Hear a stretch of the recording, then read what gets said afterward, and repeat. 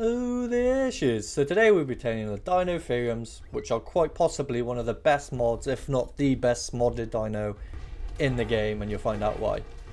So I'm using a T-Rex. I figured I'd try and pick them off because they are beastly when they're in herds, and it turns out they took him on quite well and they wound up killing him. So I had to think of another way to trap him just so I could kill him off easier. And this is what you'll have to do as well, because in a herd they just do too much damage. You're going to try and want to pick one off, but they do tend to move quite fast, so it's quite difficult, so you're going to have to find a way to kill them.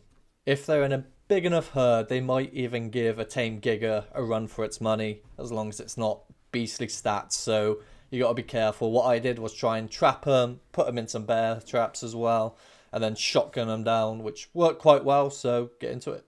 So I managed to separate the one that my T-Rex took on, and I've got these two locked in the traps as well, which let me kill them quite easily. They were quite bloody already, so I just shotgunned them down and got on it. I left the orange one alive because that was the 150 I was looking to tame. So to tame the DEINOTHERIUM, you need to get them alone. They can only be tamed when they're by themselves, and they need to be passive. So they are a passive tame. What you're going to want to do is put a beer jar in your last slot. When you get near them, they'll do this sniffing motion. You want to get as close as you can without aggroing them. And when they stop and just stare at you, this is when their taming begins. There's a few cues you have to look out for. So if his ears are out like this and their trunk isn't curled, that means he's good to go. You have to wait for 3 animations, then all you have to do is run up underneath him and then he'll automatically take the beer. There are a few things you have to look out for. If his ears are folded back and he's still doing all the animations like shaking his ears, shaking his throat, that means it's a no-go. If his ears are bent, do not go there because he will attack you and he will mess you up. Another thing to watch out for is when his trunk is curled and he's doing all the motions. If his trunk is curled, that means it's a no-go again, so do not approach him unless his trunk is rolled up. So it's a very simple tame, but it's quite easy to do wrong. You just obviously got to keep track of his facial expressions, count how many times they do them, and you have to be at least level 95 to be able to tame these boys, otherwise you physically won't be able to go through the process. These boys spawn in the swamp and just around the grassy bits around the swamp. The best way to utilise them would to be 1 male and 3 females, because the male buff doesn't stack but the female buff does. DEINOTHERIUMs are also the only herbivore to eat meat and can heal from meat, and they also have the damage buff against carnivores. So now that that boy's tamed, I'll show you the processes of how it doesn't work. So as you can see, his trunk is curled. Do not approach him because he will attack you and he will stun you and then he will mess you up, and it's not fun. Nice. Here's another one. If he keeps his ears folded back after he's done all the motions, because he will do all the normal ones he does, shake his tusks from side to side, he will shake his ears as if he's ready to go, but if his trunk is curled or if his ears are pinned back to his head, it's a no-go.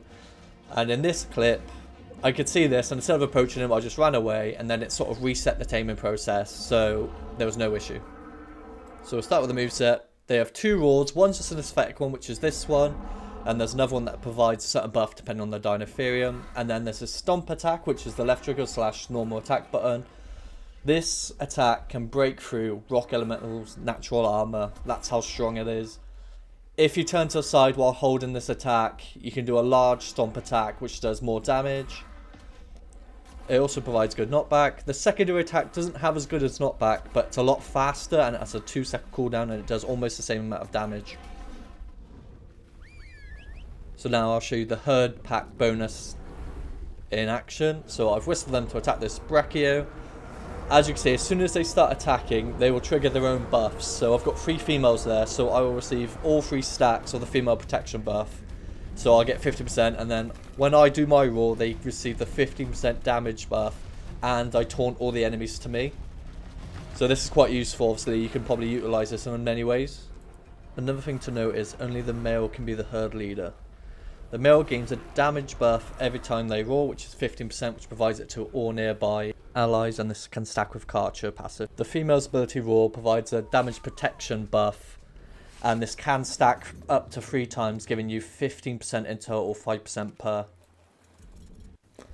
On the left we have a male DEINOTHERIUM, and on the right we have a female.